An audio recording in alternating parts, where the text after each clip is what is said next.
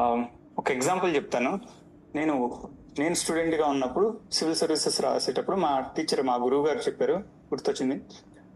తమిళనాడులో పురాతన కాలంలో అత్యధికులు గనక నడుచుకుంటూ వెళితే అత్యల్పంగా ఉన్నటువంటి వ్యక్తులు వాళ్ళకి ఎదురు రాకూడదు. అవునా? అత్యల్పంగా ఉన్నటువంటి వ్యక్తులు, కానీ పుట్టుక ఇద్దరు సమానమే. భారత రాజ్యాంగం అందరూ సమానమని చెప్తుంది, అందరిని సమానంగా ట్రీట్ చేయమని చెప్తుంది.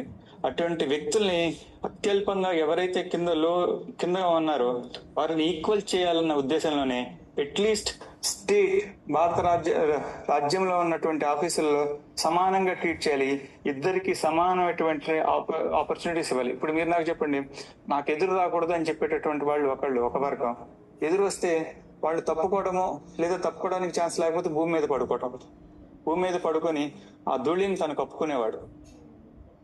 చాలా చాలా ధూళిని తను కప్పుకునేవాడు. అంటే తన ధూళి కూడా తనకు ఎదుటి వ్యక్తికి తగలకూడదు. అలా ఉండేది హిస్టారికల్ గా డిఫరెన్స్.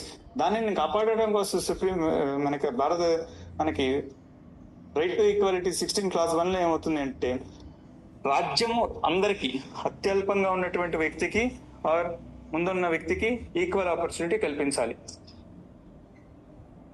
ఏదైనా సరే ఎంప్లాయ్మెంట్ జరుగుతున్నప్పుడు, తన ఆఫీస్లో ఏదైనా ఎంప్లాయ్మెంట్, తన కింద ఏదైనా ఎంప్లాయ్మెంట్ జరుగుతున్నప్పుడు వీళ్ళ మధ్య వివక్ష ఉండడానికి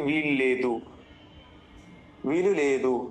వారి పుట్టుక ద్వారా కానీ, వారి మతం ద్వారా కానీ, వారి కాస్ట్ కులం ద్వారా కానీ, వారి పుట్టిన ప్రదేశం కానీ, వారి లింగం ద్వారా కానీ, జెండర్ ద్వారా కానీ వారిని వివక్ష చూపడానికి వీలేదు. అందరూ సమానమే.